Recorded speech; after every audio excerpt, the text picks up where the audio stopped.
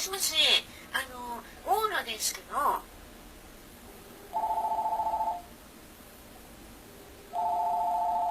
うしたの？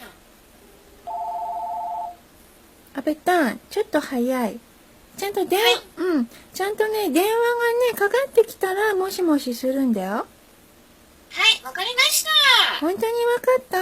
頼みますよ。あ、もしもし、岐阜の大野ですけど、だよ。はい、わかりました。はーい。